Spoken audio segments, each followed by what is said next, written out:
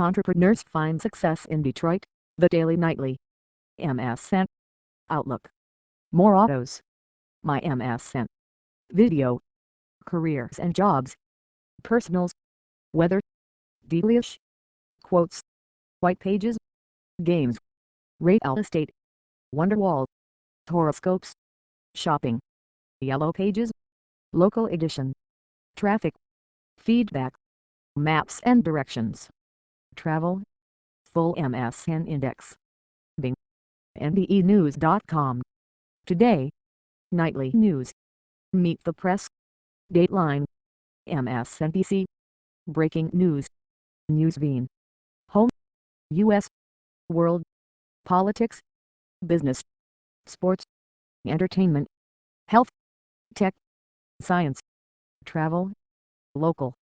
Weather. Recommended. International adoptions. Frequently asked questions. Recommended. Q. Addressing abuses in private rehomings. Recommended. Would you make it into high school in 1912? Take the test. Recommended. Kennedy's 63-pitch reverberates in Obama's action plan. Heater.top_heater background image. URL http://cdn.lib.newsbeam.com/chrome/daily/images/header.jpg D=10,529 footer.links background image. URL http://cdn.lib.newsbeam.com/chrome/daily/nightly/images/footer.jpg. A narrative of the broadcast day and a window into the editorial process at NBC Nightly News. About this blog archives email updates follow on Twitter. Subscribe to RSS. Advertise vertical line ad choices. 30 comments. Print. 30. April 2013. 6:34 p.m. EDT. Entrepreneurs find success in Detroit. Seeing an opportunity for growth, companies are moving to Detroit, Michigan. Now the city's rich history of manufacturing and design could make a comeback. NBC's John Yang reports.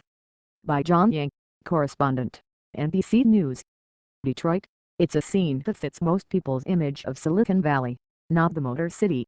Young engineers taking a break with a ping-pong game, a business meeting in beanbag chairs, and rows of 20-somethings intently studying computer code on screens. The setting is 2 floors of downtown Detroit's Madison Building, which was built in 1917, just 4 years after Henry Ford revolutionized manufacturing with the assembly line. It's now home to more than 24 high-tech startups backed by 2 venture capital firms. And it could be the home of Detroit's economic resurgence as these companies try to rekindle the entrepreneurial spirit of men named Ford, Holt and Chrysler who helped make this city the center of the automobile industry more than a century ago. The tipping point is here, declared Jacob Cohen, Vice President of Detroit Venture Partners. The firm, whose backers include Quicken Loans founder Dan Gilbert, has invested more than $11 million. The entrepreneurs of Michigan are now staying in Detroit and they want to be part of this story, Cohen said. Detroit has given us opportunities. After getting his master's degree at MIT, Michigan native Paul Glomsky moved to Detroit to start his company, Detroit Labs, which makes smartphone apps. Clients include Graham and Domino's Pizza. In less than 2 years, the workforce has grown from 4 to 32 and is expected to hit 60 later this year. The company has already outgrown its workspace and is moving to a new location. Glomsky doesn't think he would have had the same success somewhere else. We're not about the sort of big, fancy announcements about what our startup's going to do. We just go and make stuff and clients really like that, he said. We definitely have that Midwest work ethic. The potential for growth is what prompted Harvard classmates Jay Girac and Nathan Labent to move their website from San Francisco, where they started it, to Detroit, near the suburbs where the pair grew up. The company, which collects word-of-mouth recommendations for professional services like lawyers and accountants, got $2.5 million from Detroit Venture Partners.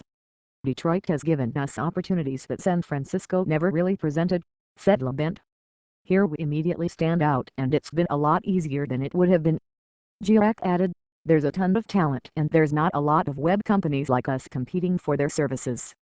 Willie J. Hawley and Lakesh Graben, employees of the watchmaker Shinola, share their pride in creating watches by hand.